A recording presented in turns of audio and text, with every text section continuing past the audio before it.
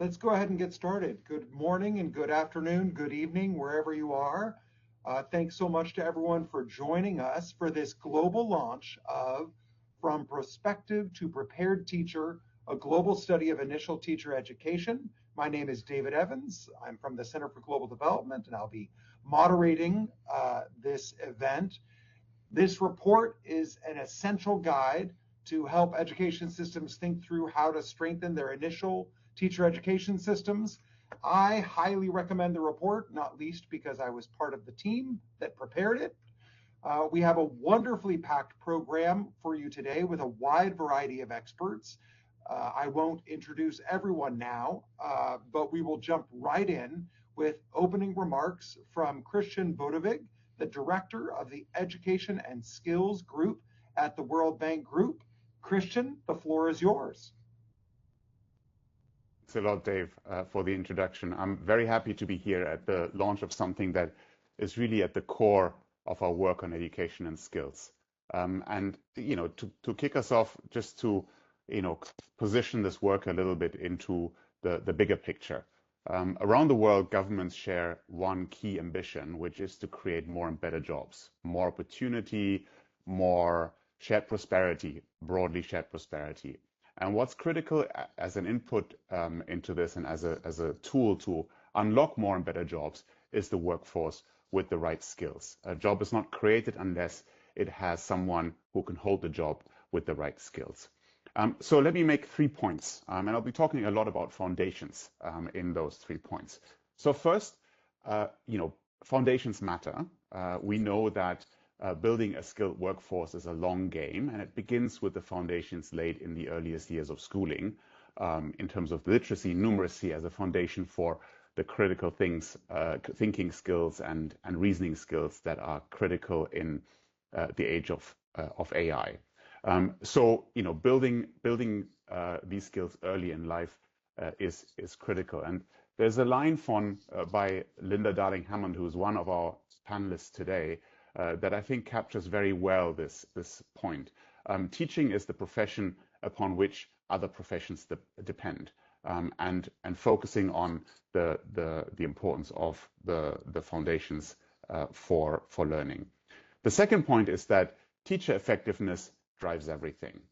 Every other input into the school system, whether technology, infrastructure, the curriculum, learning materials, all revolve around the teacher, and so that's why we are so focused on getting things right for teacher effectiveness, because teacher effectiveness can really accelerate a child's learning by the equivalent of multiple years of schooling. We have evidence on this from different contexts and really pointing to the importance of investing in teachers and recognizing the importance of the teaching workforce. Many countries know this, but not necessarily moving in lockstep with that knowledge, and that's something that we wanted to focus on in this work. And my third point, again, focus on foundations. Initial teacher education is a foundation, much as the way literacy and numeracy in primary education through an effective teacher are the foundations for subsequent learning. Initial teacher education is also the foundation for an effective teacher to learn and to continue to develop skills and competencies along the life cycle. And that's why it's so critical to get those early investments in the initial teacher education right. So this is what the report is trying to do. It has pulled together a rich and timely global evidence base, looking at countries in different regions and at different levels of per capita income and system maturity. And what this evidence shows is that there isn't like one model that you kind of replicate, but actually they're a set of principles. And if we think about initial teacher education as a scalable solution that we'd like to scale in different contexts, it's really about adapting those different principles to the context in which we're operating. And so that's very much the approach that we're taking at the World Bank Group to being more systematic about what we do in public policy, and that's where this approach really fits in. So to kind of sum up and get us going, there's a basic logic. If you want a skilled workforce, you need good schools. If you want to have good schools, you need effective teachers. if you want effective teachers, you have to invest in preparing them well before their career start. That's not a very complicated logic, but I think it's one that needs a little bit of oomph to take forward. It needs a simple and clear framework, which is what we're trying to put forward with this report. So I hope that you really engage with this, and both in the session today, but then also with the document itself. We have a really outstanding group of panelists who will opine on this after the presentation that my colleagues will give, and I really look forward to a rich conversation. Thank you very much. Thank you so much, Christian. I loved this point that you made, opening up that a job is not created unless you have someone with the right skills. In my own work, I've spent a lot of time thinking about teacher professional development, how we help teachers who are on the job to improve their skills. And there's a lot to be done there. But fundamentally, that work is catch-up work. And making sure that teachers are in a position on day one to help students flourish to the very best of their ability is absolutely crucial. And that's what we're talking about today. So I'm excited now to introduce the two lead authors of the report, Laura Gregory, Senior Education Specialist at the World Bank Group, and Katie Bullard, Analyst at the World Bank Group. And they will walk us through what they learned about what successful initial teacher education looks like through this report. Laura and Katie. Thank you very much, Dave, for that opening. And good morning, afternoon, evening to everyone who's joined. This work asks a deceptively simple question. How can education systems best prepare primary school teachers? Katie and I are going to walk you through the work we've done with a team here at the World Bank, which you can find at the link on this slide and in the chat. We're going to share with you what we found through this work. We'll present a framework for strengthening initial teacher education systems, and we'll summarize what's available to you in this package of work. But we hope this is just the start of many more conversations to come.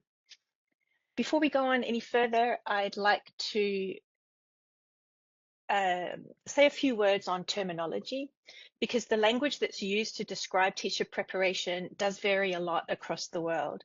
We chose initial teacher education, or ITE, for three reasons. First, it's widely recognized internationally. Second, it encompasses programs that happen while teachers are in service, not just pre-service, such as apprenticeships. And third, it conveys a sense of professionalism and lifelong professional learning. Also, for a bit of background on the methodology, the study draws on empirical research as well as examples from a range of education systems, including 11 in-depth country case studies that were prepared for this report, plus many other examples identified through interviews with experts across the world. Thanks, Laura. As we all know, teachers are the most important school-based factor for learning, and ITE prepares them for that job. It's where teachers develop the core knowledge and skills for teaching.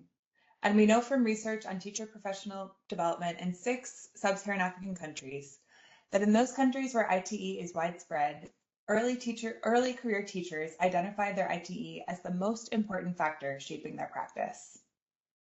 This is critical for teachers themselves to feel prepared and supported as they enter their classrooms, but also for their students to get to engage with teachers who are equipped with the knowledge and skills that they need. IT is also the first place where future teachers begin to develop their professional identity and an understanding of the professional norms and ethics that come with teaching. And this identity will help shape them throughout their careers. Finally, ITE sets the foundation for teachers' career-long development and professional growth. Teachers, like all of us, are lifelong learners, and high-quality ITE sets a strong foundation for their ongoing professional learning. Given these benefits to teachers and to their students, neglecting ITE can have costs across the system, both financial costs and opportunity costs. Without high-quality ITE, teachers may not have the core knowledge and skills that they need when they enter the classroom. Often then, they end up defaulting to the same way that they were taught as students, replicating a cycle of limited or outdated instructional practices. Once in service, then, acquiring those core skills is harder, slower, and more costly, typically requiring remedial training, which is more expensive and less efficient. In short, weak ITE creates reliance on remedial, short-term, and unsustainable catch-up programs to mitigate gaps. As a result, then, continuous professional development, which ideally would be focused on updating and expanding teachers' knowledge, is instead used to compensate for gaps that should have been addressed through ITE. Crucially, though, ITE offers a chance to break this cycle. By challenging candidates' perceptions and beliefs about teaching, and providing an opportunity to reframe their expectations about what it means to be a teacher, quality ITE is essential for driving real change in practice.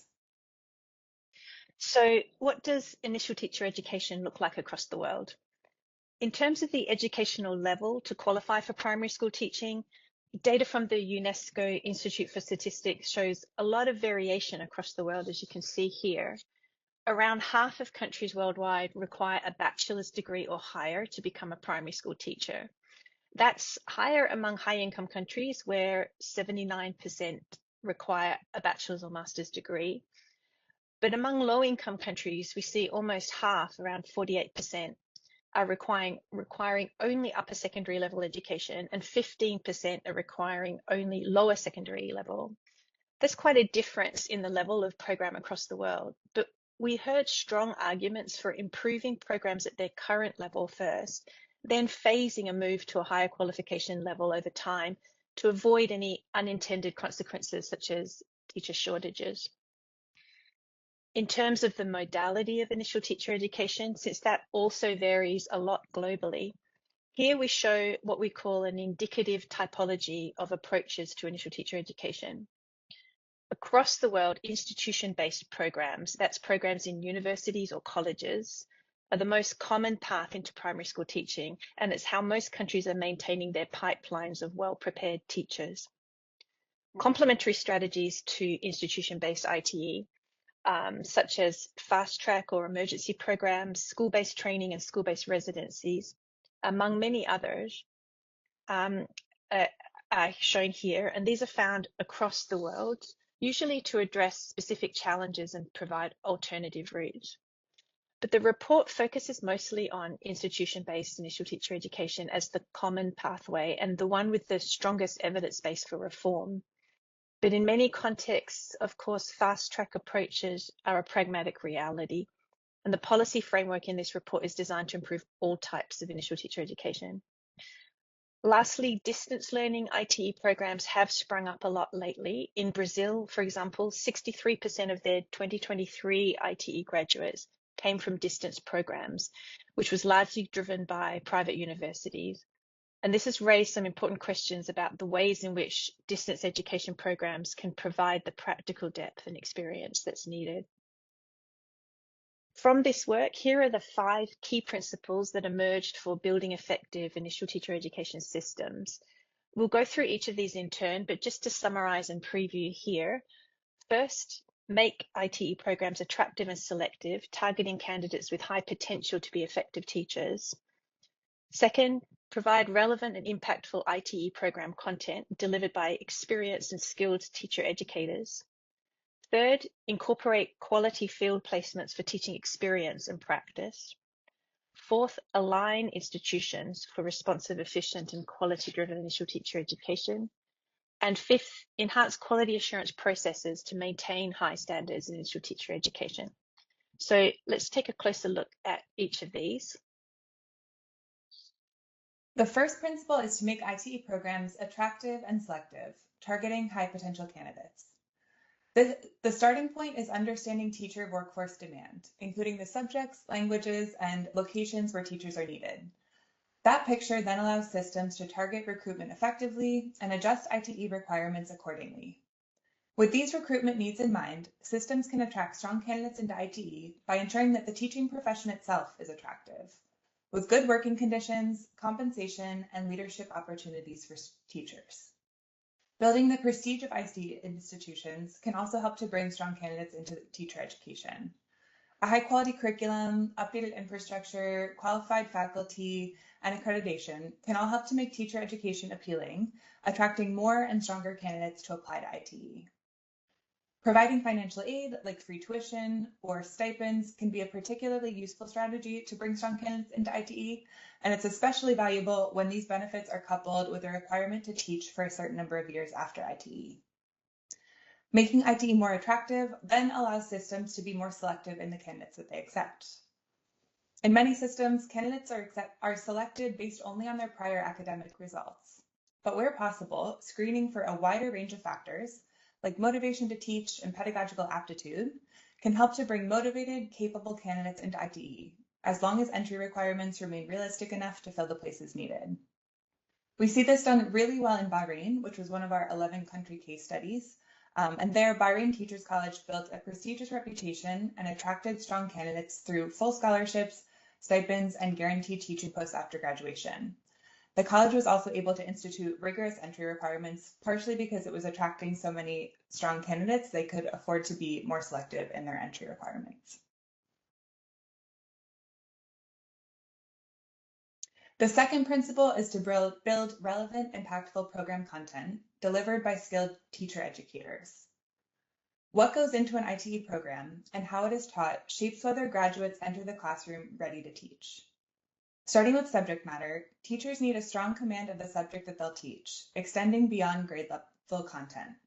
In contexts where IT candidates enter IT with limited language proficiency or subject knowledge, programs might need to offer bridging or remedial support to build those foundational skills. Beyond subject matter, IT coursework also needs to build both general and subject-specific pedagogical knowledge, helping candidates understand how children learn and translating that into practical skills like lesson planning, assessment, creating positive learning environments, and addressing student needs. Alongside this, programs should also foster strong professional identity, grounded in the responsibilities, ethics, and norms of the teaching profession. And of course, program content also needs to reflect the realities of future classrooms, preparing teachers for large class sizes, multilingual settings, and low resource environments as needed. Methods like micro-teaching or teaching simulations, classroom observation, and lesson study all give candidates the opportunity to apply what they're learning with sufficient time for intentional practice. Finally, the quality of all of this depends significantly on teacher educators. Programs should prioritize attracting teacher educators with strong subject knowledge and recent classroom experience, and then invest in their ongoing professional development to keep them current with curriculum reforms and evidence-based practice. An example of this from our case studies is Zambia, where the primary teacher's diploma was redesigned around science of reading principles, with teacher educators upskilled at scale to better deliver that curriculum. The third principle is to incorporate quality field placements for teaching experience and practice. Field placements, also commonly called practicums, allow candidates to develop their teaching skills and begin to form their professional identities in a supportive, real-life setting. This practical learning happens through a cycle of observation, practice, and reflection, and builds on the conceptual learning from their ITE courses. The school shapes the quality of the field placement experience. Ideally, candidates would be placed in schools that reflect the conditions they will encounter in their future careers and where they can observe good practice and be well supervised. That might not be possible in all contexts, and so where strong placement schools might be limited, alternatives like model schools, peer mentoring, or micro-teaching can serve a similar purpose, although ideally having a full placement school is preferred whenever that's possible. Mentor teachers are also central to the quality of field placements. They model good practice, observe candidates, and then provide ongoing feedback on candidates' teaching to help them develop their skills. Recruiting mentor teachers then is essential. This is not always a straightforward process, but systems can consider financial incentives, recognition, and career progression opportunities tied to mentorship. Mentor teachers can also benefit from professional development to improve the quality of their mentorship. Field placements need to be designed progressively to build candidates' skills, starting with structured observation and moving gradually towards candidates doing more independent teaching, so that rather than just being thrown into the deep end, candidates are gradually developing the confidence and competence they need to teach. Finally, throughout all of this, IT institutions need to be actively involved in the design, supervision, and evaluation of placements to ensure that they connect meaningfully with what candidates are learning in their courses. Finland, which is another one of our case studies, is a great example of this. IT programs and placement schools engage very closely to ensure that field placements build on what candidates are learning in their programs, and schools are strongly invested in making it a productive, meaningful experience for future teachers. Schools also benefit through curricular and pedagogical support from IT programs. There's also a strong research focus throughout the placement, so candidates are trained to approach their teaching analytically, treating the classroom as a place to apply, test, and reflect on evidence-based practice. The fourth principle is to align institutions for responsive, efficient, and quality-driven initial teacher education. And this is because IT doesn't happen in isolation. As the diagram on this slide shows, it involves at least 3 core actors: government, ITE institutions, and schools. And effective outcomes depend on all of them having a shared understanding of the goals and the respective roles. At the government level, coordination between the ministry responsible for higher education and the ministry responsible for primary education is crucial. For example, they need to align on workforce planning, regulatory processes, and financing. And these 2 ministries don't always work closely together, and that gap can undermine even well-designed ITE programs. Then, between the ITE institutions and schools, collaborative partnerships are also really important so that the programs are grounded in classroom reality, that field placements are well designed and implemented, and that mentorship responsibilities are shared. And there also needs to be coherence across the full teacher development continuum. For example, strong links between ITE, induction, and professional development providers can help make sure that the support teachers receive doesn't stop at graduation, but continues throughout their careers. And where ITE institutions are separate from universities, research partnerships can help integrate the latest evidence into teacher preparation. Teacher unions and civil society, of course, also have a role to play, for example, through informing policy dialogue, curriculum reform, and the evidence base for what works in initial teacher education. And this fourth principle can be one of the most difficult to put into practice, and we heard that over and over again. But the case study example from Vietnam shows what's possible. In that case, lead universities connect initial teacher education and continuing professional development delivery through shared research and a common learning management system, creating a coherent continuum of teacher development. The fifth and final principle is to enhance quality assurance processes to maintain high standards in initial teacher education. And quality assurance can operate at all 3 levels, at the institutional, program, and individual candidate level. And effective systems address all 3 of those. In countries that have set standards, these can provide the foundation with guidance on program content and length, field placement requirements, teacher educator qualifications, and entry and exit requirements to the programs. And this is particularly critical in contexts where a lot of low quality private providers have emerged. Accreditation is one of the most powerful tools for signaling program quality. And globally, there's been a shift away from accreditation based purely on input such as curriculum, staffing, resources, toward assessing outcomes, how well the graduates are actually performing against the professional standards. Teacher certification is another strategy for regulating standards at the candidate level, although evidence on the effectiveness of that is still developing. In places where quality assurance systems are strong, regulatory action based on those standards or accreditation status can be enforced, for example, to manage which providers are eligible for government funding or whose graduates can be hired in public schools. And beyond external accountability, fostering a culture of internal quality assurance can help institutions regularly evaluate their own performance, reflect, and plan for improvement. From our case studies, the example of Chile is worth highlighting here because it shows how increased regulatory power links accreditation to government grants and public school hiring, with external assessments informing institutional improvement. We'd like to leave you here with this link to the study package where you can find the full report, which provides the 5-principle framework as well as suggested policy actions and sets of questions under each principle to guide national dialogue among policymakers and stakeholders. The report also identifies areas for future research where evidence gaps remain. The link here also has the 11 country case studies illustrating aspects of the 5 principles. In the middle of the report, there's a cross-reference table that will help you find the case that best fits the principle, the actions, or the reforms that you're interested in. For those who want a quick overview, there's also a 2-page summary infographic at the start of the report, and that's also available as a separate standalone in English as well as Arabic, French, Portuguese, and Spanish. Finally, we want to thank the team shown here and all of the contributors and reviewers of the report and the case studies. We hope this package is useful for you, and we very much look forward to hearing your thoughts today, or please feel free to reach out to Katie and me directly using the email addresses on this slide. Thank you very much, and over to you, Dave. Thank you so much, Laura and Katie. This was a fabulous introduction, and I just want to add one of the things that I love about this report is the combination of research evidence, so from analysis, from education and other researchers from around the world, with very concrete examples from all over the world that we can look to learn from.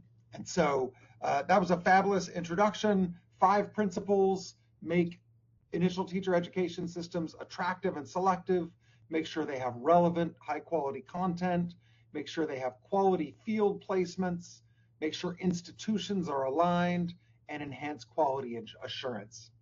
Now I'm very excited to introduce our all-star panel that we have today, and I invite them to come off, to turn their videos on when they're ready. But I'll go ahead and introduce the 4 of them. We have Linda Darling-Hammond, the founding president and chief knowledge officer of the Learning Policy Institute. We have David Sani Mwansa, who's a teacher educator at the University of Zambia. We have Ansel Sheker Mendoza, the vice minister of technical and pedagogical affairs at the Ministry of Education in the Dominican Republic. And we have Antonio Wolf, the director of research, policy, and advocacy at Education International. So it's really a fabulous group. We're going to start with an initial set of questions for our panelists, but I want to encourage you in the audience, if you have questions, either for our panelists or about the report, to go ahead and put those in the chat. The lead authors of the report can be answering questions, and we'll also select from those to pose to the panelists. So please feel free to be active on that. But to get us started, I'd love to start with Linda Darling-Hammond. It's so great to have you here. Obviously, your work is cited extensively in this report and in most work on teacher policy and how to strengthen teachers. This report draws on global evidence to put forth these 5 principles. How would you say these principles resonate with your own research and experience? Are there nuances or context that, as policymakers and practitioners think about applying these, you'd want them to think about, especially in low resource contexts? Yeah, thank you. Well, first of all, I just want to really applaud the report. I think it is an extraordinary piece of work. It really does a great job of synthesizing the research that's been done. I want to also applaud not only the case studies themselves, which are terrific, but also the way in which the report makes them accessible. You can go through the 5 principles and then find the case study that illustrates an approach to each of them that could be educative for you. And so I think it will be a terrific tool for people. One of the things that does is really highlight in low resource contexts ways to achieve these really important principles. The principles really push towards the fundamental insights that we've had in the field about how to powerfully prepare teachers. You know, the old caricatures of teacher education is sort of a disconnected set of courses that sit in a university, which is disconnected from the field. You know, the courses aren't particularly connected to each other or to the clinical experience, you know, that kind of thing. This set of principles are really building towards an integrated approach, which really understands the value of practice connected to the theoretical learning and how you do that. And it gives these really thoughtful ways of constructing a new model of education, of teacher education. For example, you know, field placements can be difficult to access sometimes, but there are some great examples of countries that are putting two student teachers together, for example, in pairs, or small groups of student teachers with mentors. And we actually know from research that that can be even more productive for the student teachers than the one-to-one model. So it's both, helpful in solving a core problem, but it's also powerful in providing new approaches to learning that can be effective. And there are many, many examples like that in the report. The other thing I just want to call out for folks is that it does take a very systemic perspective. So it's not just about what might you do in an individual teacher education program to try to, improve it, or to start one if you haven't had one. It has a systems approach. And I really think the system thinking is going to be important for folks. It talks about how teaching and teacher education need to be grounded in the knowledge base of the science of learning and development, how children learn and develop, and how then we think about general and subject-specific pedagogy. That kind of leapfrogs over a lot of the old, ways of just giving teachers a bag of tricks that they, can't develop further. It talks about how in some countries they're developing like whole system thinking. I love the fact that in Ghana, for example, they have a national teacher education assessment policy and a national implementation support team. So they're really thinking about how are we building a whole system of teacher education that will be high quality. There are lots of ways to link curriculum to the field, and many good examples of how to use teacher education to leverage good practice in the field that you're trying to implant using other policies. So we often have this question of the chicken and the egg problem. Do you prepare teachers for schools as they are or schools as you want them to be? And we have a lot of examples here of the ways in which countries are implanting in the teacher ed program what they need for teachers to learn to promote the new policies and practices around language development, for example, around inquiry methods in Vietnam, in Kenya and the Dominican Republic. They're both moving towards competency-based curriculum, and they're embedding that in teacher education. And so these ways of using teacher education to both leverage and emulate what we want schools to become is a really important piece of the system thinking. So I'll just leave it at that, but I think that I really encourage people to dig into the report and to the case studies. I think it's helpful to all the countries, from Finland to the United States to, countries that have been at this for a long time, and those that are leapfrogging into, I think, very productive approaches. Thank you so much, Linda. What a fabulous endorsement. And I actually think this point about how to use systems thinking to overcome this chicken and egg problem is huge. I remember once working with a teacher educator from Singapore telling me the great challenge of putting wonderfully trained teachers into schools where, with old practices, and how difficult it was to change the culture. And so how it really requires a system thinking to be changing both at the same time. Otherwise, there's no tracking for that. We will come back to you, Linda, but that was great. I want to come to one of the country examples that you referenced. David Sanimwansa from Zambia, you were obviously deeply involved in transforming teacher education in Zambia. And this really was a systems approach, like Linda mentioned, researching the gaps, developing the training modules, mentoring teacher educators for improving foundational literacy. And we know there was an evaluation that showed strong impacts of that program. In the report, there's a case study. You can see the link in the chat. But obviously, that case study can't completely capture what it was like on the ground. And so teacher education systems have lots of actors. How did you manage to work across all these different actors and shift teacher educators away from heavily linguistic, theoretical approaches towards practical reading instruction? Yeah, thank you very much, David. And I'd like to also applaud the the presenters of the World Report. I think very good insights about teacher education. And talking about Zambia, yeah, the transforming teacher education work, which was from towards the end of 2020 to beginning of 2025. You know, we worked with a number of actors, as you say, and these included the Ministry of Education. We identified key directorates in the Ministry of Education. So we had the Directorate of Curriculum Development because they are in charge of developing the teacher education curriculum. And then we had the Directorate of Teacher Education because they supervise the training itself and the teacher issues. And then we also had some people from the Examination Council of Zambia because they do the assessments.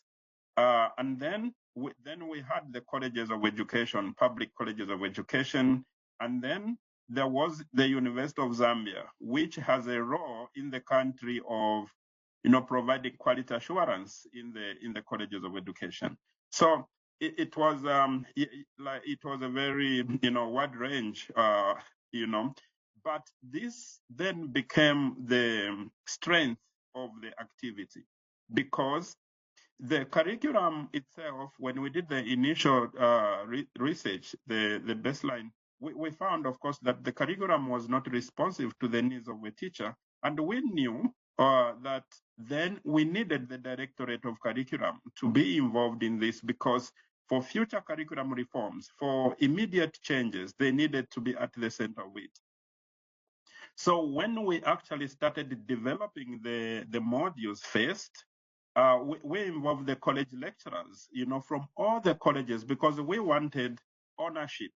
We wanted people to be responsible for what was being developed, but later on, we thought it was going to inform easier uptake and implementation. And for sure, that showed later.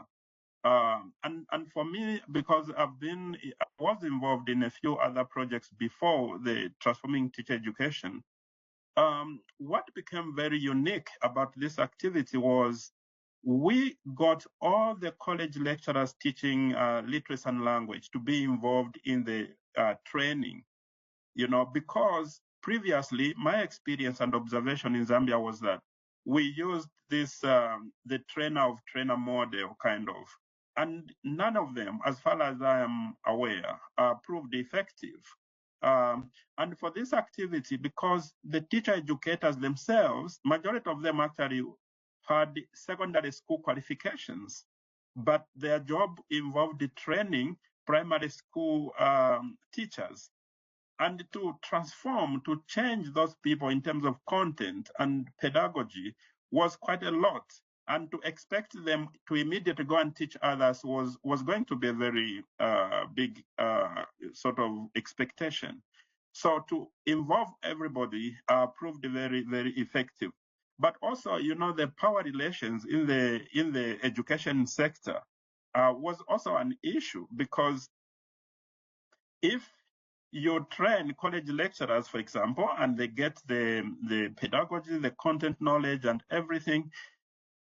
The issue is that if you don't train the policymakers from the Ministry of Education who supervise them, then you are going to create some form of tension between the teacher educators who may have now the skills and knowledge against the people who are above them who may use power to. So we needed to align this so that we don't get this tension or failure of implementation because of power relations. So I think it was quite a unique experience for me, but very, very rewarding. And as the report shows, after we did the training itself, after the module, 6 modules were written. But one key feature I want to mention also is this. When we were writing, we realized that the curriculum lacked certain evidence-based topics on foundational literacy, for instance. And we had to include them and train them. And then what happened is that in 2023, when the Ministry of Education changed the curriculum, then the modules we developed and the training we did, which was far and beyond what was in the previous curriculum, then coincided or informed the new curriculum. And what was very impressive is that the team that was selected to go and develop the new curriculum were all from the project training. So that became very, very satisfying. And when I studied the curriculum myself, you could see and tease out specifics that you can tell came from the training. And the language policy itself, for the first, not really for the first time, but in a very interesting way, acknowledges practices such as translanguaging, because Zambia is multilingual, and the previous curriculum was in what Jimmy Cummins called two solitudes, that you use one language and then move to another in a solitude manner, which was not responsive to the multilingual nature of Zambia. The current one speaks to translanguaging, and this was a very big part of the training we did. So in a nutshell, I just want to say that working with different actors was a lot of was quite a job, but it was very rewarding because it meant that later all the stakeholders had received the same training, the same updates, they understood the materials, and they understood the change that needed to take place. And so there has been cohesiveness as a result of that. And I'm not surprised that the study that was done later showed that the students from those colleges performed better than those that from colleges that did not participate. Let me end here for now. So I want to ask you a very quick follow-up on this one. I want to make sure I get to our other panelists, so I'll ask you to be brief. But one of the things, when I hear governments talk about coordinating across so many actors, and I think one of the things that I really learned from your answer just now is not only did you coordinate across a lot of actors, you were strategic about different actors. I find there are often challenges with who owns the process, or people feeling like their turf is being incurred upon, whether it's the university instructors who want the independence that they've had traditionally. And so just briefly, how did you encounter those kinds of, people pushing back against this program, and how did you deal with that? Yeah, so I think what we did was that, that was there in terms of who does what or who is responsible for that and who is supposed to lead what. But what we did was that when we identified first the key players, and along the way, what we got was that some people said, okay, we are also relevant, or they are also relevant, and we were quite inclusive in identifying those that were relevant or played a role, in teacher education, and brought them on board. So what we needed also was we just created an environment where we gave also roles and recognized the importance of each one of them. So because, like in the Ministry of Education, there'll be this also like the kind of strata, like these do this, these are below this. What we tried to do was to treat everyone as equal, because if we try to acknowledge or go for the power dynamics, then we are going to perpetuate them and maybe also entangle ourselves into problems with dealing with people. So we had to take an approach that all participants were equally important. That's the reason they were there, and we had to make that clear. And then for the university, there were 2 universities and then colleges. Already that is a power issue. But in the process, we had to ensure that even the people from universities were part of the learners, and in that case, we treated them as equal as the ones from primary colleges, even if they possessed different qualifications. So yes, there were all these dynamics, but we had to establish some form of equality in the manner we saw them, we treated them, and how we responded to their demands. Thank you very much. I think that's crucial information about how to balance those different dynamics. Now I want to come to Vice Minister Sheker, or Ansel. We're being nice and informal here in this event, but we heard about many things from the Zambia case. One key element, obviously, in the Dominican Republic case study and in the reforms that have gone there, there's a comprehensive approach to ITE, initial teacher education reform, across all these principles. But one of the points I want to enter into that we didn't hear as much about on Zambia is strengthening the candidates that come into initial teacher education. And when we think about the best education, the education systems that are often lauded as the best in the world, Singapore, Finland, people always talk about how challenging it is even to enter initial teacher education in those countries. And at the Dominican Republic, there was a remarkable shift in this, how selective the teacher preparation process became. Obviously, that doesn't happen without sustained political will, without institutional courage. So I'd love you to tell us a little bit about, from there in the Ministry of Education, what were the hardest moments in getting that shift through and making it stick? And how did you navigate whatever resistance you found?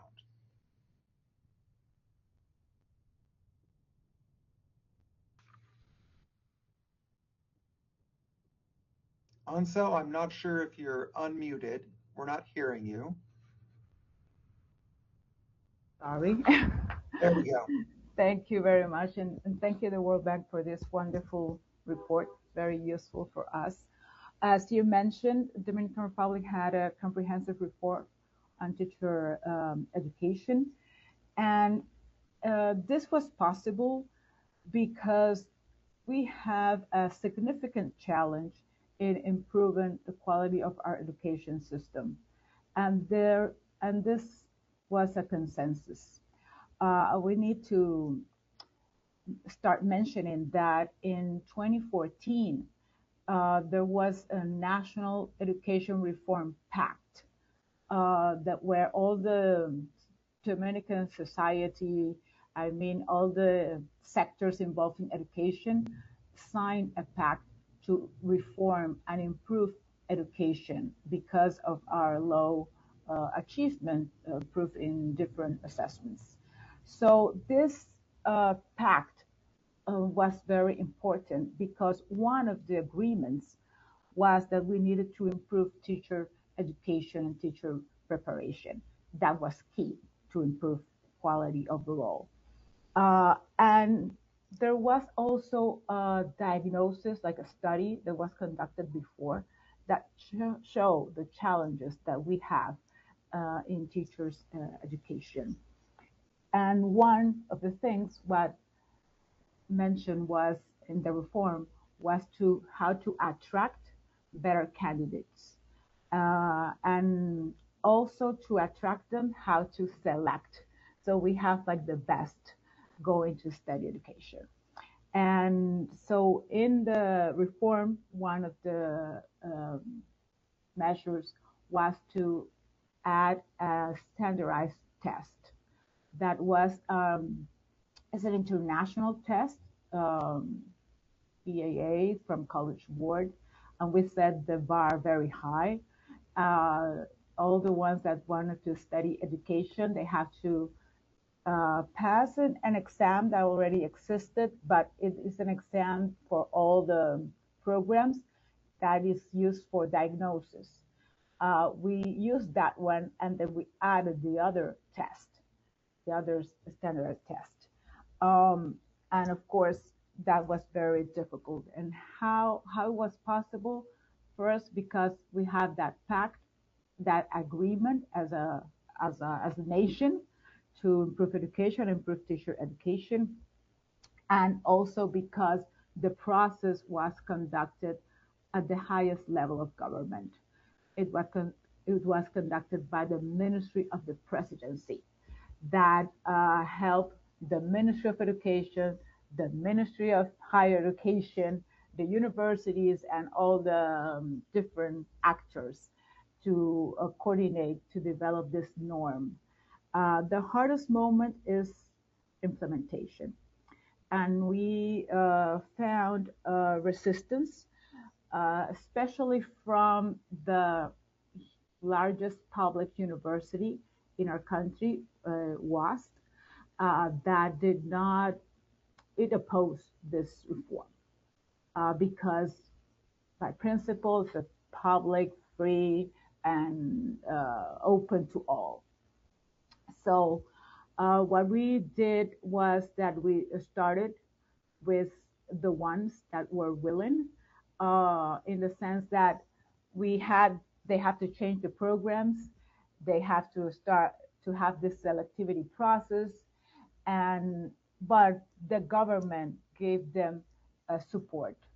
We established a scholarship that paid for full tuition of students, also gave students the stipend, the ones that passed.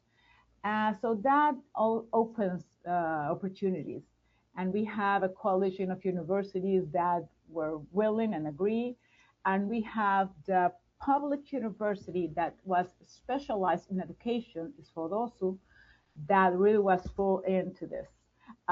So it developed, it assumed all the programs, all the changes, all the selectivity process. And in that way, we were able to start and it was hard, of course, because the first year, around only 20% passed the test. So we had to revise, and we expected that because the ministry have to get to be a public school teacher, we have a selectivity, a competency process, a competitive process. So we had that only 30% passed that certification to enter to be a public school teacher. So that's why we knew that we needed to reform the initial education for teachers.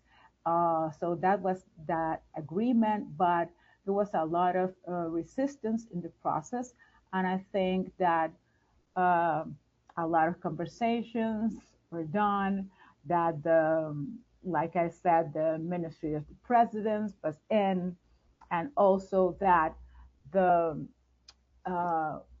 these measures of having the scholarship, of having stipends, of helping paying faculty members if they had a high standards. Also, all of those aspects really help to implement this norm.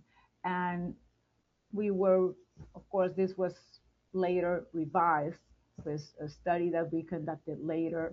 That probably I could talk about it if you ask me, but I think that was the hardest moments we had.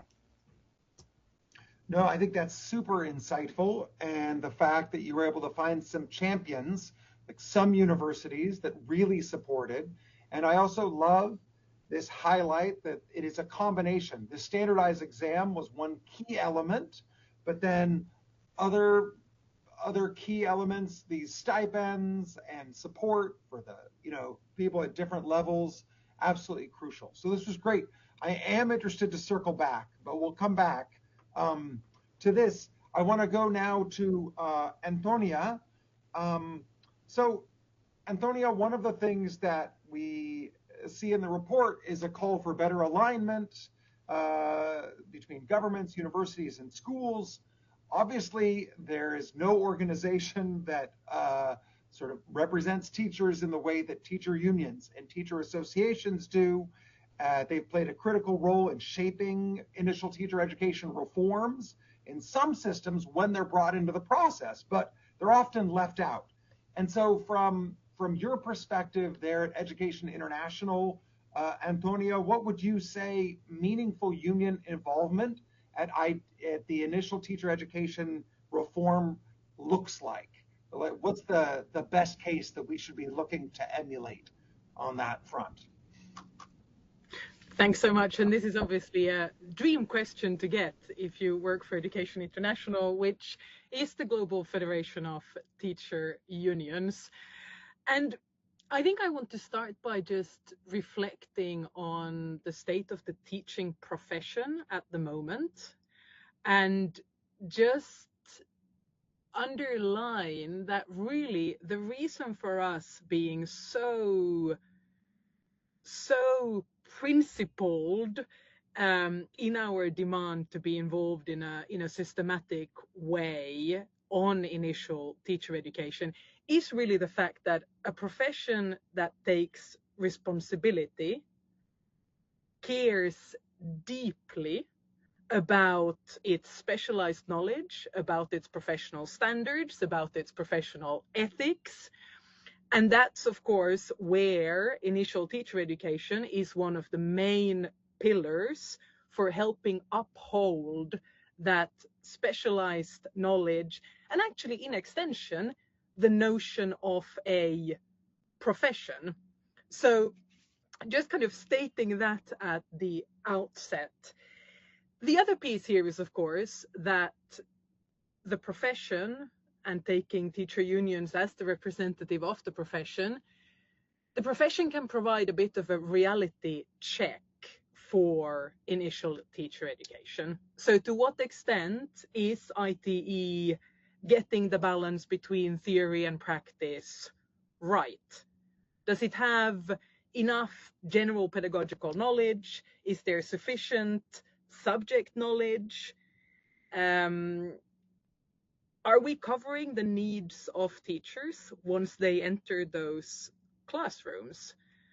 And I think it's important to also think of ITE as kind of part of this ecosystem with continuous professional development, something that actually very many teacher unions are also providers of. So I think there's a productive relationship there as well. And I think what's been interesting to see in these last couple of years is that much of the collaboration has been around unions flagging gaps around, for instance, climate change education, the ways in which initial teacher education covers artificial intelligence and addresses all of the many complicated issues around AI. And there I think we've seen some really interesting results as well. I was going to highlight an example from Uganda where there was a broad collaboration to develop these competency profiles for primary school teachers. And this process allowed for different gaps to be identified, but also really quite specific training needs. So these training modules were developed around gender responsive education, around peace, mother tongue education. So areas that are not always well enough covered in initial teacher education. And then there was a collaboration with the ITE institutions to make sure that these modules were integrated and kind of included in a good way, which I think is a fabulous example of how productive this collaboration can be.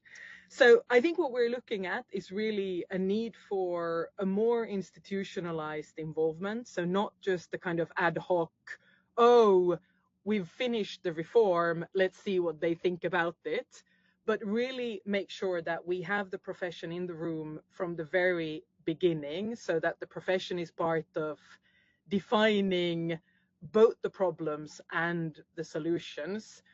And then maybe a last reflection. I think it is important that we distinguish between teachers as professional partners of ITE institutions and then other civil society actors who are stakeholders in this broader ecosystem, but I would argue we're looking at quite different roles and frankly responsibilities. Absolutely. I think that's an excellent point. Or a series of excellent points.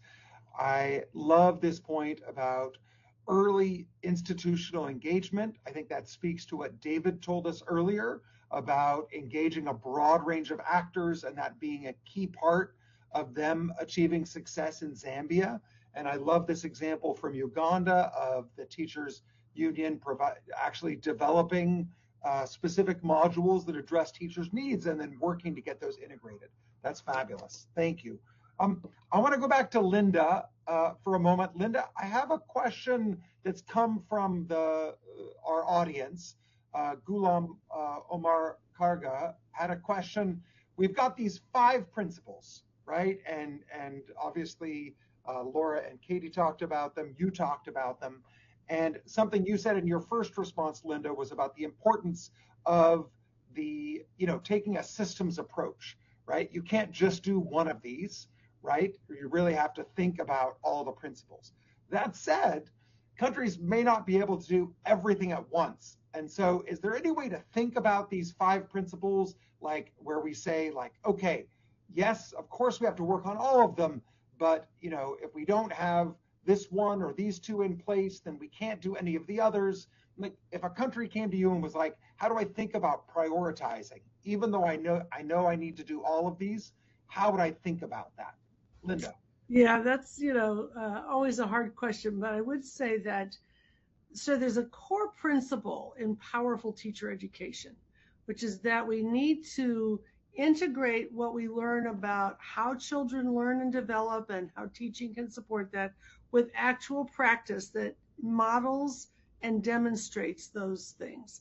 And when you do those things together, frankly, you get a lot more bang for the buck, if you will, than doing them separately. The old model of take a bunch of courses and try to remember all the theory you learned and then do some student teaching at the end is really wasteful. It's wasteful of human potential because the way we learn is through application. So I think if you have to prioritize something, thinking about, okay, how can we put teachers in contexts where they are learning from strong mentor teachers, and where they are seeing the practices that we want them to be able to emulate, and do that as much as possible simultaneously, where within the coursework that you're taking on how to teach reading, you are practicing the teaching of reading in a clinical setting where that's being emulated. Now, Finland invented model schools attached to the universities in order to do that, but there are also other ways to do this that countries are tackling.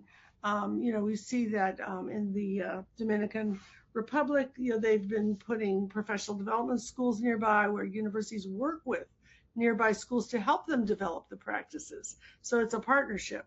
So that's another way. I know that in Ghana, they're doing a lot of work of very rigorous training of the mentor teachers so that what candidates see when they're in those classrooms is reflective of the principles of learning and development that we want. So I would prioritize that and then build the rest of the system around it. Mm-hmm. I think that makes absolute sense. And I'll just point back, we can there, in the report, you can see great examples of this, more great examples of this progressive practice, right? That from the very beginning of initial teacher education, they're getting some exposure in the classroom, and then that grows over the course of their initial teacher education. That's consistent with my own research on in-service teacher professional development, where so often that is theory-based, and people kind of go to a lecture, they forget most of what they learned. Whereas if lots of it is practicing with other teachers, with students, then you can see a real difference in that this parallel between initial teacher education and in-service education. Thanks so much, Linda. Another question that's coming up from our audience, and I want to come to Ansel with this one, is this challenge of, we've got, you talked, Ansel, about sort of trying to make teacher education more attractive. Obviously, initial teacher education is part of a context, and that context includes systems where we've got low teacher compensation, so low teacher salaries. Maybe people see the career path as not attractive, maybe not as much room for growth as they might like. So in the Dominican Republic, how have you balanced trying to get the selection process more selective into initial teacher education, but at the same time, challenges with the attractiveness of the teaching profession? Yes. Well, for the initial teacher education, as I mentioned before, there was a campaign promotion of how important to have, people get into the teaching, studying to be to become a teacher. And also, I think that having a scholarship and having a stipend and having that support, it was important to attract students. But at the same time, the Dominican Republic has also other policies in place. We have raised teacher salary, so it has is overall as a professional, it has considering salaries in the country is a relative good salary. So it has been increased. And also there's a lot of stability in the post. As once you enter to become a teacher, then you have a stable position, and then you have a lot of benefits with that, being a pension when you retire, and a lot of the benefits that comes to be in the in that career, in the teacher career. So that has been helpful. Also, of course, to improve conditions at the school level, resources, pedagogical resources. So these are things that really help to better position the teaching career. Of course, it's a process, but we are really putting education as a priority in the country, and I think that is a sense, in the whole society. So that's what we hope, that we can find just good candidates and also keep them. Yeah, I mean, it's clear that you are making education a real priority. I think you make a very good point that obviously teacher salaries are important, but then there are other aspects of compensation. So the security, and I think that security is part of the reason it's so important to have good selectivity at the entry stage, so that we make sure we're selecting great candidates into teachers, and then other benefits. And this is consistent with some research that we recently did on teacher salaries across a number of African countries, which showed, in some countries they're higher, in some countries they're lower, but benefits do seem to be higher than in many other jobs, and obviously people value that. I'd love to invite Antonia. Do you want to come in on that as well? How does initial teacher education fit with this ecosystem of teacher working conditions? Yeah, that's a great question, and it was refreshing to hear Ansel reflect on education as a priority, and as a priority that is also publicly funded. And I think at the moment at Education International, one of our big priorities is the teacher shortage, dealing with the fact that we're seeing growing difficulties in attracting colleagues to initial teacher education, and we're seeing shockingly high levels of colleagues leaving the profession, often within the first 5 years. And in the global south, of course, we are also seeing a limitation on the number of teaching positions, which is another kind of part of this broader shortage conversation. But I think what's interesting to note is that colleagues who have completed their initial teacher education, who are trained and qualified, are also less likely to leave the profession, which just goes to show that investing in initial teacher education is a strategic investment that actually pays off in the long term, in part because you're building a workforce that is qualified, that is equipped to deal with the challenges that they are going to face as societies also change, things get more complicated all around us.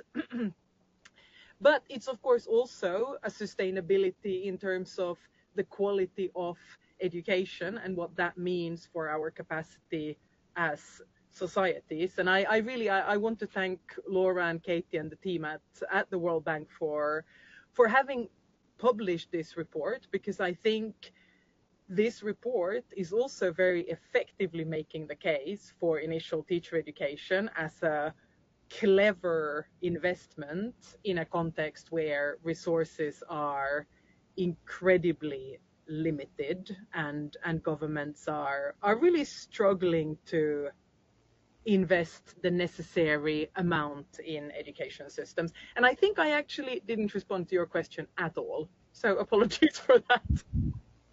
That's okay. You made some very good points. And I think, we can't think about initial teacher education by itself, because obviously better initial teacher education keeps people in the profession, but so does the full array of working conditions that Ansel was talking about.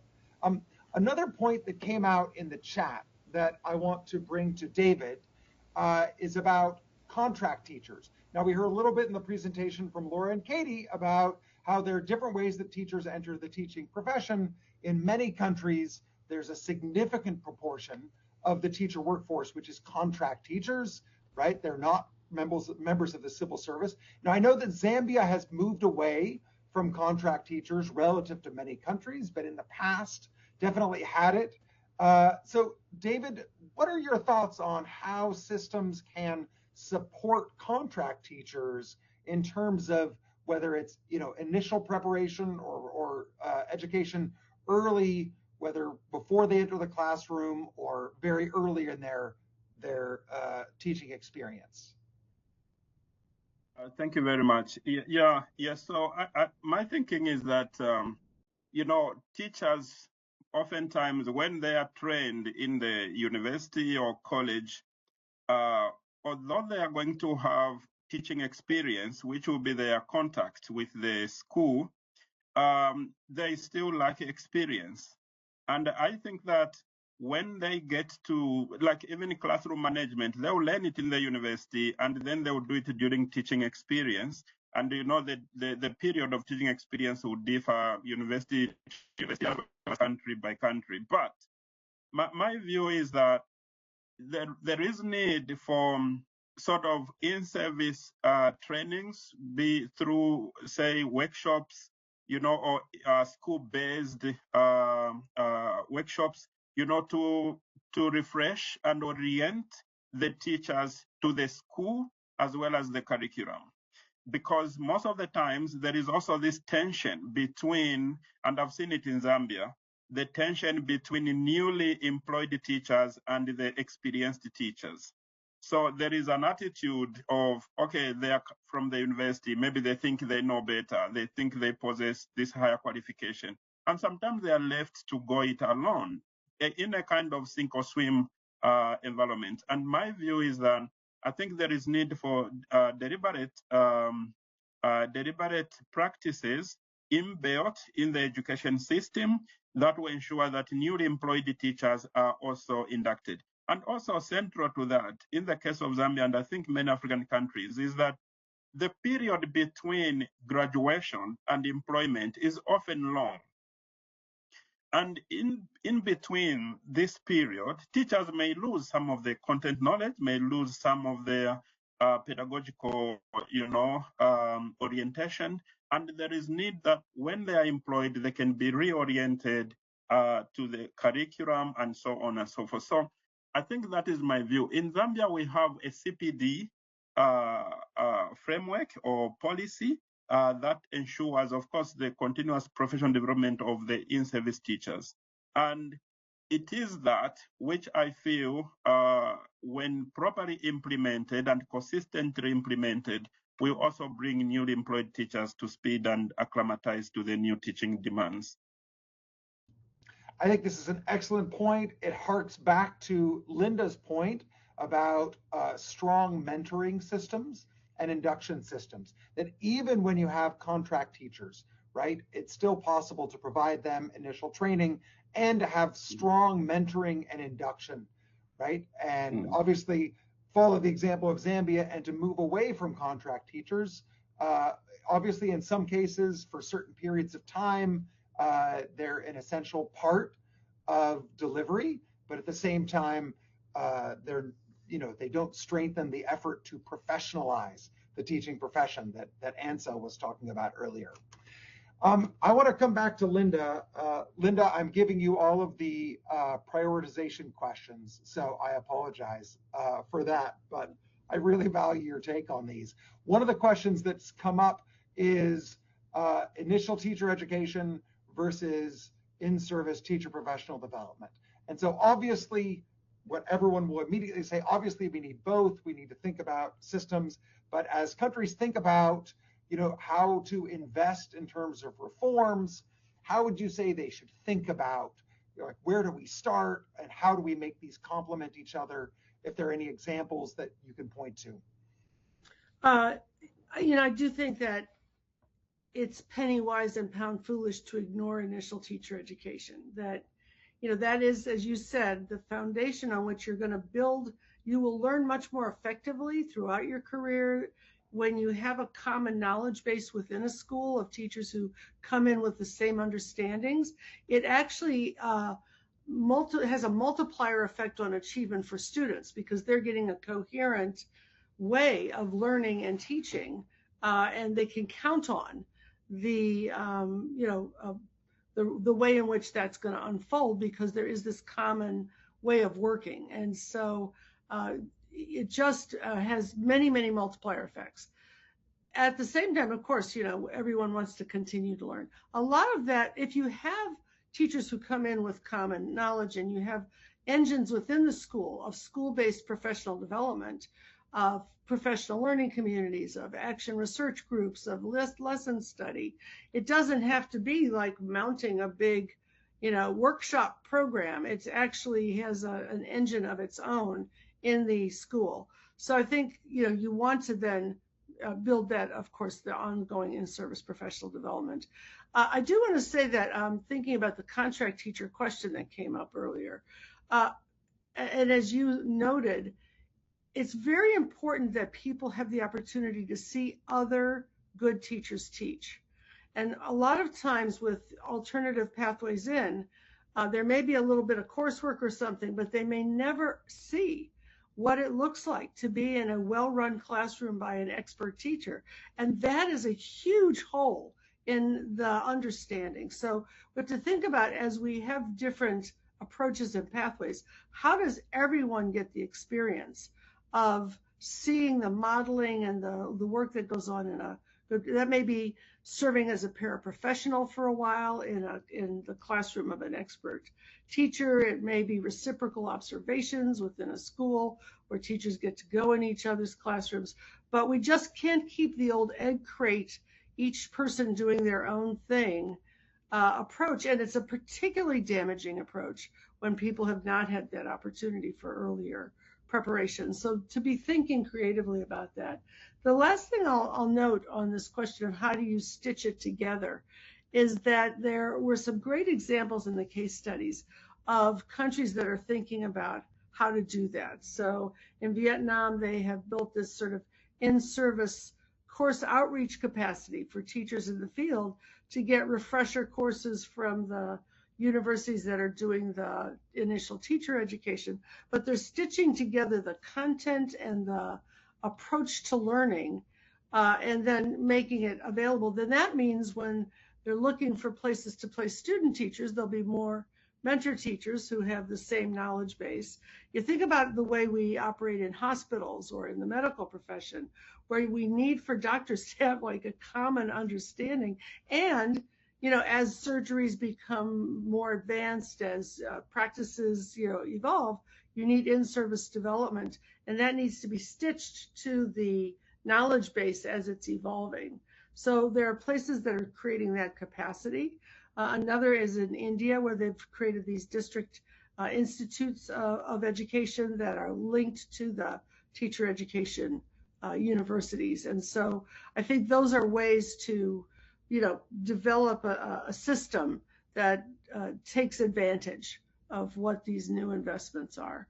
I will mention one last thing, which is on this question of licensure, which was noted as a place where we're evolving our understanding of how it can work as a system piece of glue.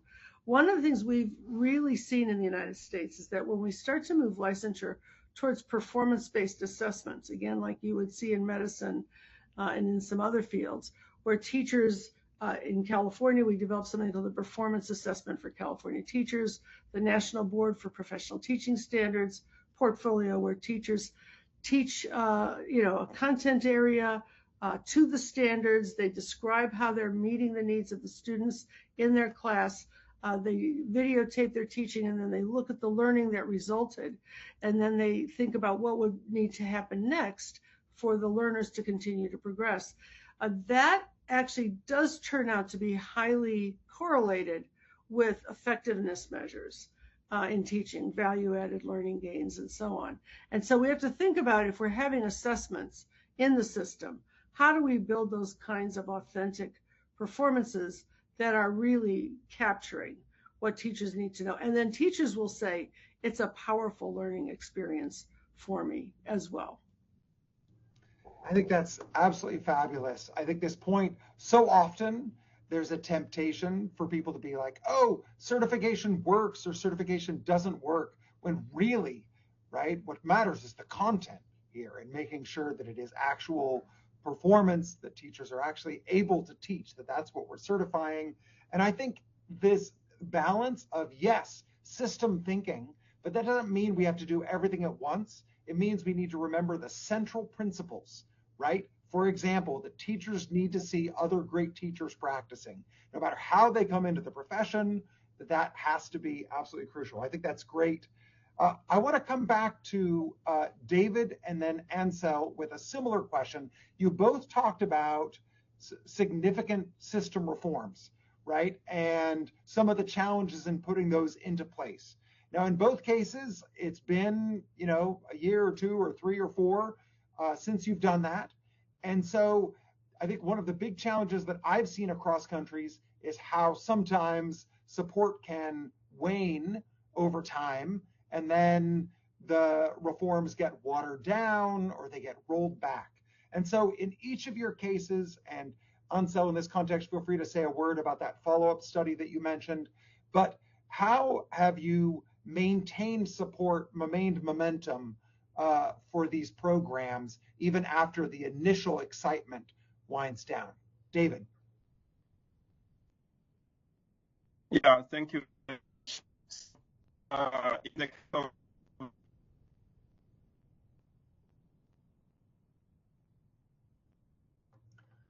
David, hold on. Why don't you try starting again, David? We didn't hear the beginning of what you said.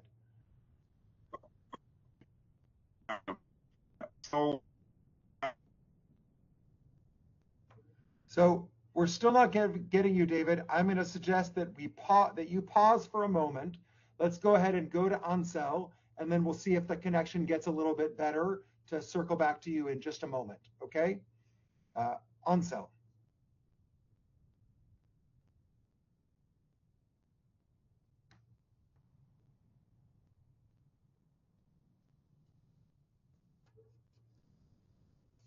Ansel, are you in a place to speak to this question of how we maintain momentum for the programs? We don't hear you. Yes, thank There we you. go. Sorry, yeah, that happened in our country after a few years, and also because the number that we planned to achieve, we did not achieve the number of participants, we did not achieve it.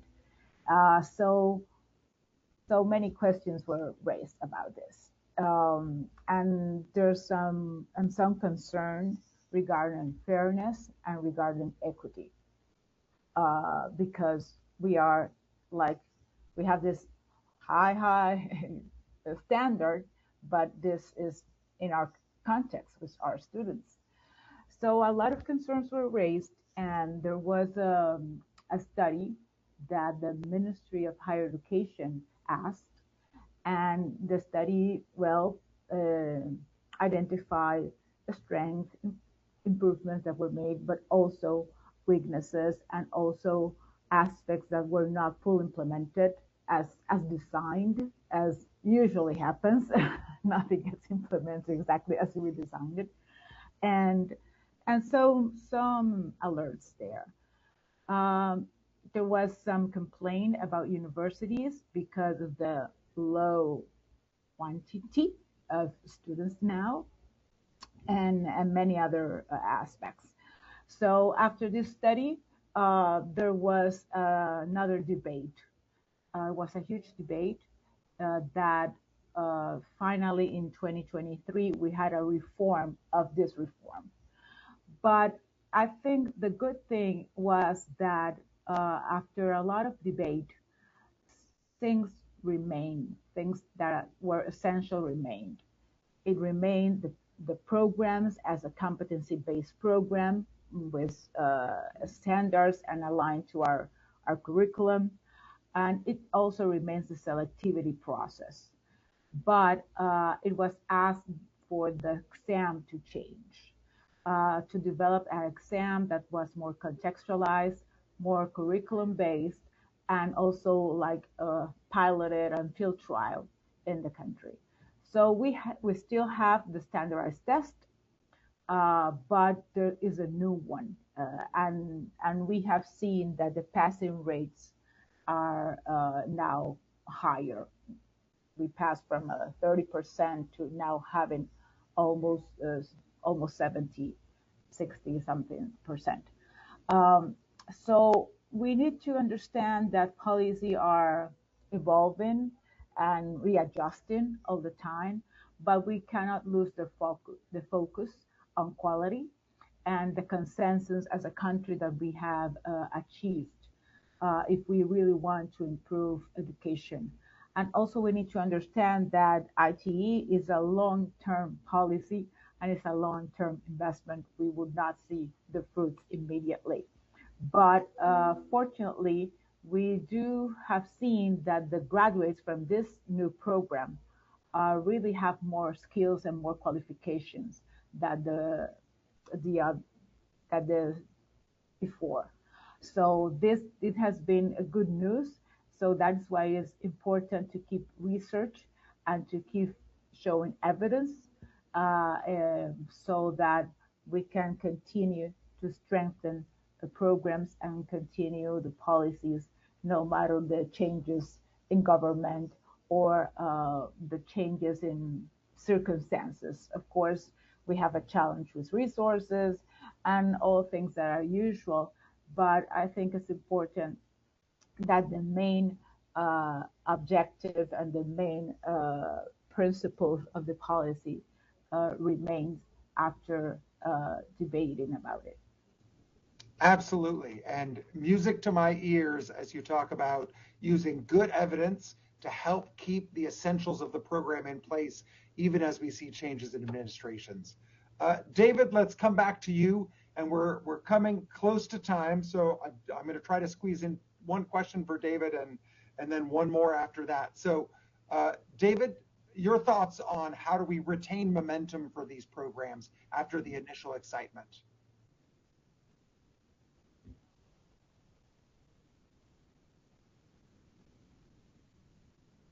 We're not hearing you still. I'm not sure if you're muted or if we've got a connection problem.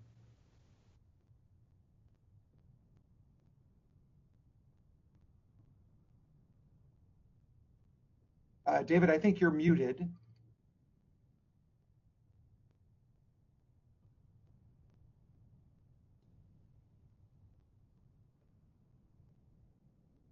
All right, it seems like we might have a connection problem, David. So we'll circle back if we have a chance. But in the meantime, I do want to ask one more question to Antonia, and this is a question that Ansel referenced, which is funding. And I think this is obviously this is a huge challenge. We've talked a lot about the technical and we've talked about the political, but we haven't talked about the financing. One of the things that the report talks about is how, if there isn't enough investment in ITE, then we'll have these gaps that are hard to fix later. And Linda pointed to that. So how does Education International sort of help to support this question of funding for teacher preparation? If I can ask you to be brief. I'll try. So we are at the moment running a campaign exactly about the funding of education systems and of the education workforce. We're making the case daily. Our member organizations are fighting hard across the globe, debating with governments, and at the moment, I'd say struggling to get the message across that we desperately need to see an increase in investment in education systems, and as part of that in ITE. And as I said before, I'm hoping that the bank will be able to use this report to make the case in the many countries where you're present to really support governments in having conversations with ministers of finance. Fundamentally, this is about the social contract. Education is relational. If we can't deliver on every child's right to a qualified teacher, then I think it's worth asking what kind of society we are and we want to be. So we are fighting the fight, and I know many of on this webinar are part of that fight too. Evidence so far has allowed us to have some great nuanced conversations, but I think we've seen too little political will from governments to invest in education and public services more broadly. So that's a conversation for a follow-up webinar, maybe. Absolutely. Thank you so much for that. I actually can't think of a better point to end on as we think about what kind of society do we want. A willingness to invest appropriately in education is absolutely crucial. I love that in this we've heard from Antonia at Education International. We've heard from Linda in her extensive experience. We've heard practical, on the ground, expansive experiences from the Dominican Republic and from Zambia, from Ansel and from David. And so I just want to encourage everyone to remember initial teacher education cannot be forgotten. Otherwise, we're playing catch up through the whole profession.